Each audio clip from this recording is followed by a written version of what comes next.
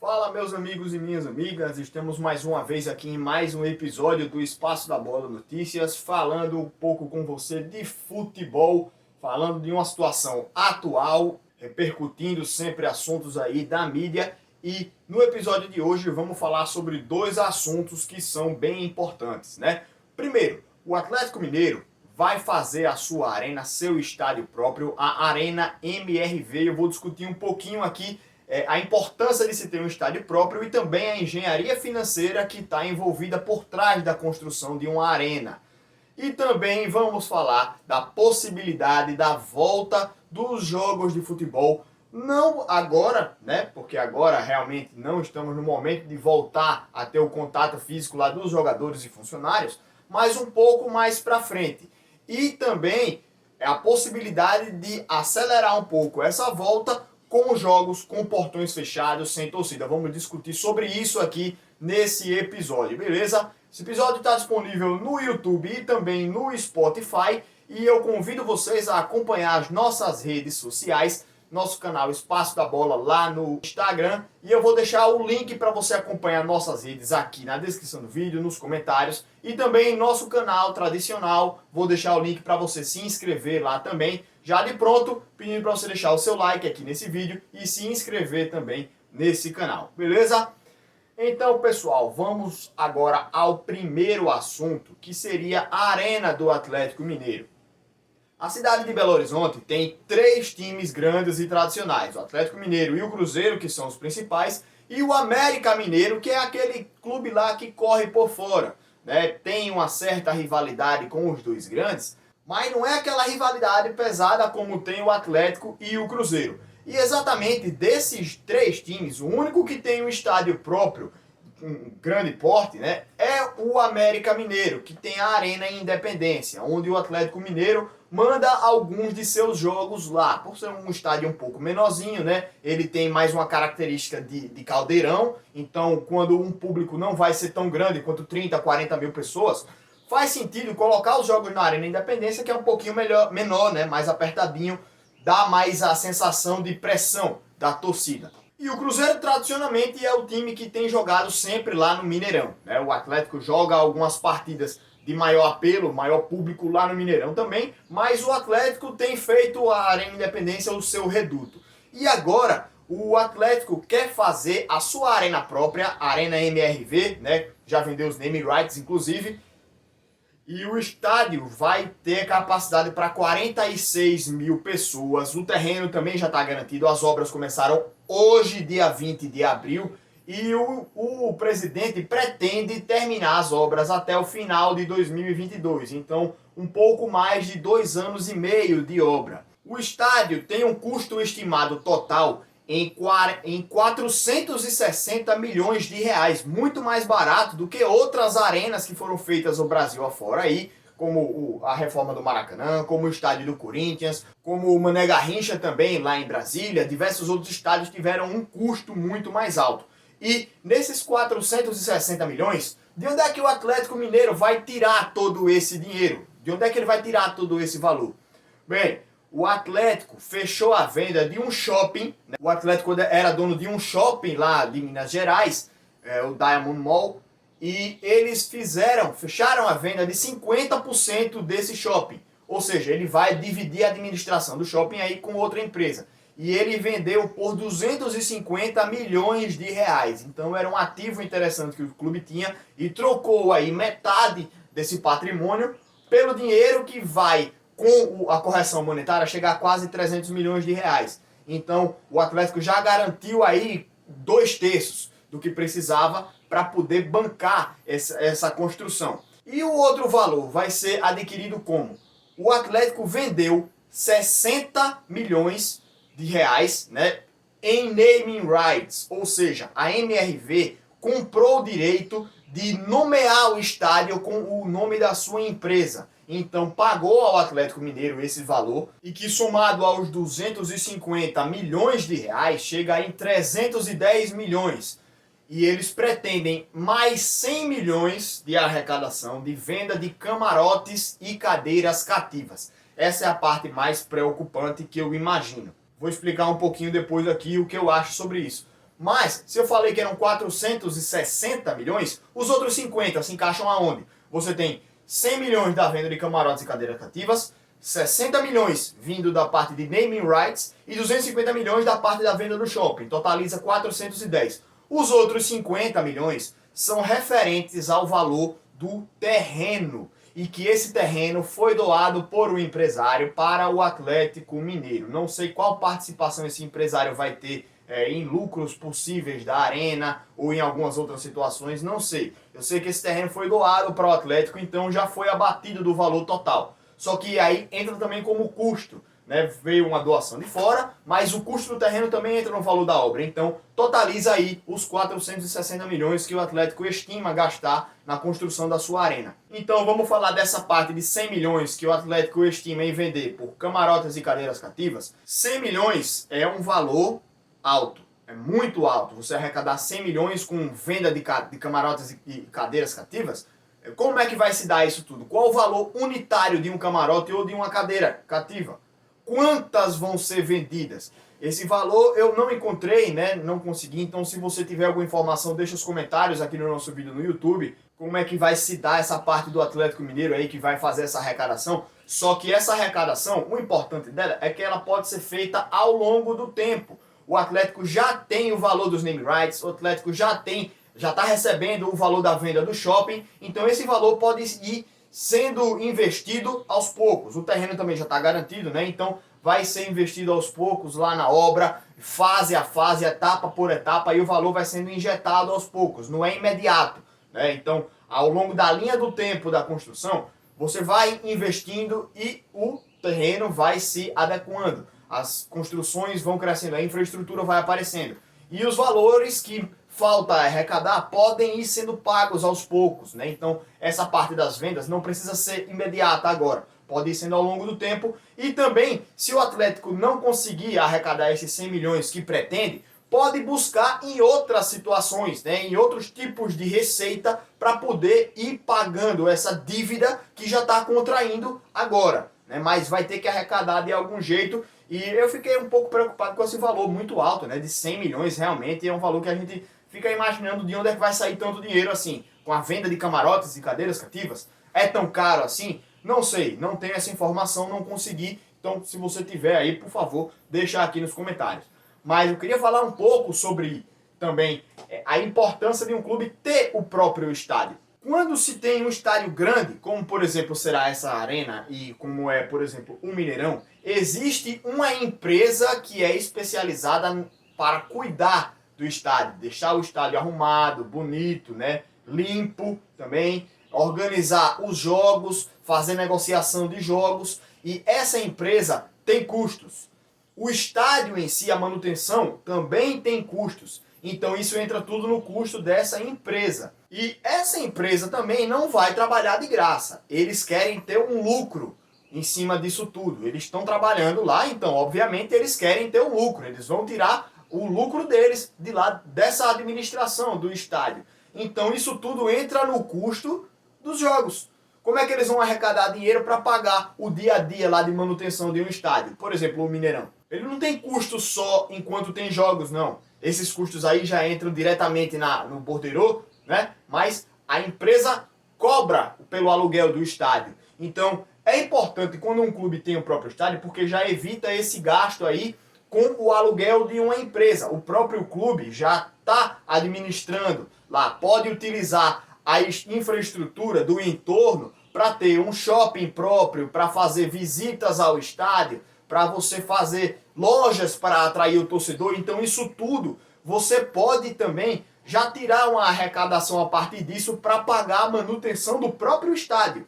Então você evita já alguns gastos, como por exemplo o aluguel, que já entra também em cima desse pagamento dos custos de uma empresa, os custos operacionais de uma empresa que está lá para administrar o estádio, por exemplo. Fora que é a sua casa, você mantém ela do jeito que você quer, você se sente em casa quando você está ali, a sua torcida tem o orgulho de estar indo para o próprio estádio. Então os benefícios não são só financeiros também, é da infraestrutura do clube, porque você realmente muda um pouco o seu patamar em questão de infraestrutura. Ter um estádio grande próprio, você pode fazer shows também, né, para arrecadar um pouco mais. Só que, de novo, você precisa de uma boa engenharia financeira. O que me parece que o Atlético planejou muito bem nesse caso. Um caso que deu um pouco errado foi, por exemplo, o Corinthians, que até agora aproveita o seu estádio, só que todo o lucro que tem com o estádio é para pagar o próprio estádio.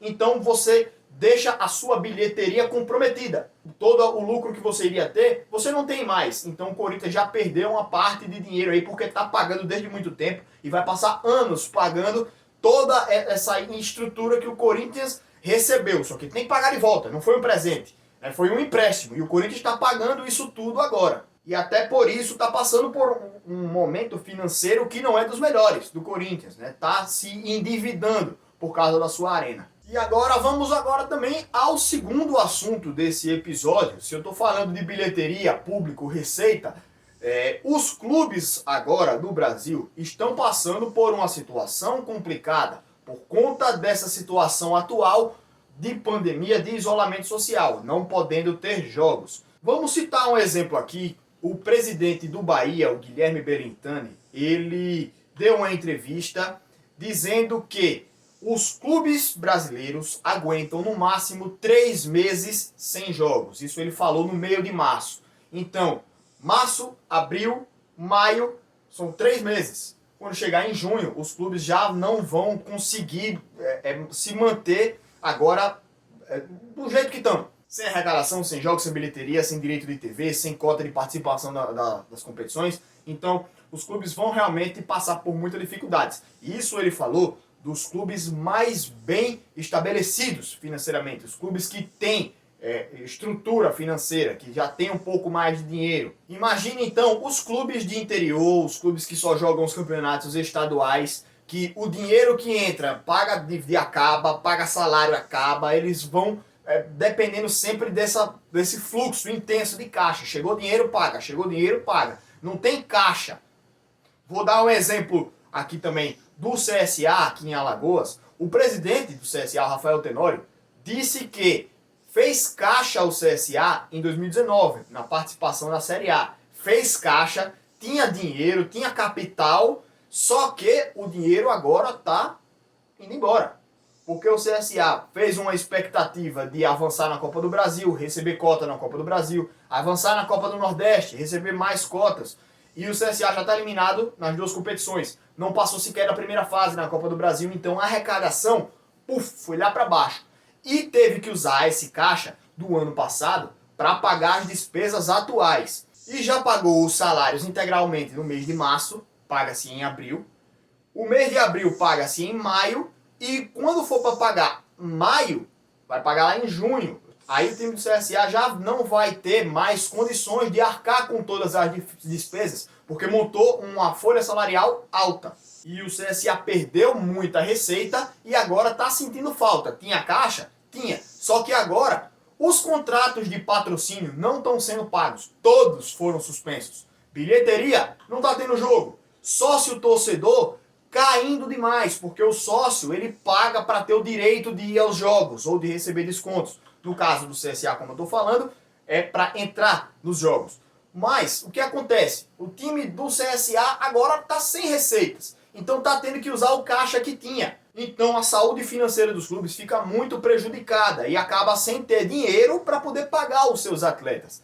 A CBF já anunciou um auxílio aos clubes de Série C e Série D, então abrange aí 68 clubes da D, mais 20 clubes da C, são 88 clubes que a CBF está ajudando. Então, pelo menos a CBF está ajudando os clubes que não estão tão bem financeiramente assim. Os clubes da Série B e Série A podem se organizar um pouco mais, ter contratos durante todo o ano, ter direitos de televisão que não estão sendo pagos, só que eles acabam recebendo um pouco mais. E aí eles podem também ter crédito mais para poder ajudar a pagar os seus salários e tudo. Os clubes menores não têm condições de fazer isso. Então é interessante uma ajuda financeira da CBF nesse caso. Fica também a gente preocupado com os outros clubes menores, né? Clubes de interior, clubes que não jogam nem sequer a Série D. Então são clubes que precisam de mais ajuda e que não estão recebendo nesse caso agora, como eu falei, esse auxílio da CBF é só para a Série C, D e campeonato feminino também, mas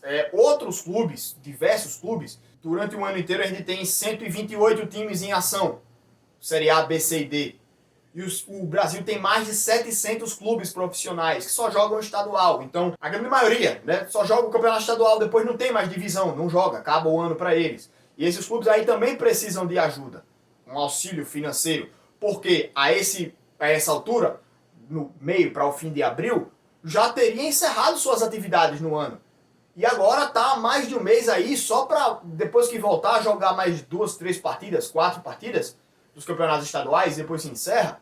Então esses clubes precisam de ajuda sim. Muitos deles, inclusive os atletas, já encerraram seus vínculos profissionais, porque eles assinam até o final do estadual. Até abril, por exemplo, agora está se encerrando os contratos. E aí, como é que fica? É complicado, porque os clubes estão sem dinheiro, estão sem receita, o dinheiro não está entrando. E agora, para prolongar os contratos e pagar seus funcionários, pagar os seus atletas, sua comissão técnica? É muito difícil, muito complicado. E aí entro também no quesito jogos sem e com torcida. Há uma sinalização da volta do futebol em junho, porque tem todo o perigo de contágio e tudo, né? Esticar um pouco esse período de pico, evitar que as aglomerações façam com que o pico seja muito alto e o sistema de saúde entre em colapso. Essa é a principal preocupação, né? Você evitar que muita gente precise do sistema de saúde no mesmo momento, você achatar um pouco a curva para que na hora que algumas pessoas venham a adoecer, não tenham outras pessoas doentes também precisando daquele mesmo leito, né? Então você divide um pouco as atenções. Essa é a importância do isolamento social, do afastamento social. Então, jogando um pouco mais para frente, para junho, a gente pode ter um pouco as voltas dos campeonatos no âmbito estadual, que você evita deslocamentos mais longos, você evita aviões, aeroportos, você tem um controle melhor no seu próprio estado. Isso pode vir a acontecer, eu já vi que pode ser uma alternativa boa para os clubes, né? E para as federações também, voltar primeiro os estaduais. Depois você pensa em competições nacionais que tem viagens mais longas, e as competições internacionais são menos viáveis ainda, porque você tem países em situação emergencial, né? Como por exemplo o Equador, tá numa situação muito complicada lá. Como é que faria então para viajar para fora, para dentro e tal? Fronteiras fechadas, evitando a chegada de imigrantes, evitando a chegada de pessoas de fora. É muito mais complicado uma situação internacional. Então é mais viável a volta dos campeonatos estaduais, porque são viagens menos longas e o controle seria mais tranquilo. Só que na hora dos jogos, como é que você faria com a torcida? Então, você teria jogos com ou sem público? Muito se pensa nessa situação também. E eu sou contra jogos sem torcida. Eu sou contra os jogos acontecerem sem a presença de público. Porque eu acho que o futebol vive da torcida, da emoção. Só que eu estou começando a imaginar outra situação. Por exemplo, você não vai ter a bilheteria, você não vai impulsionar o sócio-torcedor e você vai ter o estádio vazio, sem a emoção de um jogo de futebol. Mas pelo menos você vai ter os direitos de televisão voltando a poder acontecer. Os patrocínios eles vão poder voltar. É claro que não na mesma intensidade que antes, mas pelo menos vira uma forma de você poder receber alguma coisa. As receitas dos clubes. E aí as federações também voltarem a receber um pouco, movimentar o dinheiro, poder pagar as cotas de participação, o dinheiro voltar a movimentar no meio do futebol. Sem público, infelizmente, e com os jogadores sendo testados a todo momento. Um controle melhor, testes, né, como eu falei agora, dos funcionários, das famílias dos jogadores, de todo mundo que está envolvido no meio. Mas é também um grande problema, uma falha nisso daí pode fazer com que você contamine diversas pessoas. Bola na área, por exemplo, que tá 20 caras lá dentro da área ao mesmo momento, todo mundo se trombando um no outro. Um infectado lá infecta uns 10 ali. Os outros 10 passa para a família. Aí é um problema lá de cuidado, vai pro vestiário, infecta o resto do vestiário todinho. É uma situação difícil, complicada realmente. Não só chato porque você tem o jogo sem torcida, mas pode ser perigoso também o contágio lá dentro. Não vai jogar todo mundo de máscara e passando álcool gel a cada minuto no rosto, né? Na mão nem nada. Então é uma discussão complicada e que o futebol não vai voltar agora. Não vai voltar em abril, não vai voltar em maio. Quem sabe em junho volte, porque o futebol é aglomeração, naturalmente. Mesmo que você restrinja a entrada de público, na hora do gol, na emoção, poxa, é quase impossível segurar, controlar a emoção. Então, eu acho que eventos esportivos e eventos sociais, como shows, por exemplo, você tem que esticar o máximo possível lá pra frente. Infelizmente, essa é a realidade. Os artistas estão encontrando por meio das lives, né, pelo YouTube, pelo Facebook, transmitir um pouco da emoção de um show pra galera. Inclusive tiveram ótimos shows, ótimas lives, eu curti demais algumas. Mas é um jeito que eles conseguiram de arrecadar alimentos também, fazer suas propagandas, arrecadar uma grana, né? E também fazer arrecadações de alimentos, álcool gel para fazer doações, ajudar pessoas que estão precisando nesse momento. É uma ótima iniciativa. Mas o futebol, não tem como a gente fazer isso. Já é um meio diferente. Então, acontecer os jogos, agora seria uma grande responsabilidade. Acontecer mais para frente, quando tiver um pouco mais controlado, tem que ser estudado. Não estou dizendo que tem que acontecer os jogos sem torcida, ou que só pode voltar quando tiver tudo controlado, até porque se for só voltar quando está controlado, acho que só lá pro ano que vem. Né? Então eu acho que esse estudo tem que ser feito a cada semana, a cada 15 dias, a cada mês, a cada dia, e a gente tem que ir tomando decisões de acordo com o que falam os órgãos de saúde. A gente tem que observar como se está controlando o vírus. Daqui a pouco tem remédio, daqui a pouco tem vacina, se Deus quiser. Mas agora nada disso existe ainda, então a gente tem que controlar um pouco essa aglomeração de pessoas. Então agora o futebol descartado, daqui a alguns meses vamos voltar a avaliar e imaginar. Mas eu já estou pensando que daqui a uns meses o ideal seria pelo menos a volta, né? Sem torcida mesmo. É chato? É, mas é uma forma de você colocar de novo os clubes em atividade para rodar dinheiro de patrocínio, dinheiro de televisão. E isso daí, gente, aos poucos a gente vai tomando decisões de acordo com o que é melhor para a nossa saúde, né? Para o sistema de saúde mundial, de uma forma geral. Então fica um pouco também dessa conversa aqui com vocês, para vocês discutirem, deixar seus comentários aqui se for interessante para vocês. E no mais, gente, acompanhe aqui o nosso canal, que eu vou estar sempre buscando trazer conversas assim com vocês, beleza? Então deixa aqui os seus comentários, acompanhe nossas redes sociais. Um grande abraço e até o próximo episódio do Espaço da Bola Notícias. Valeu, gente, até mais!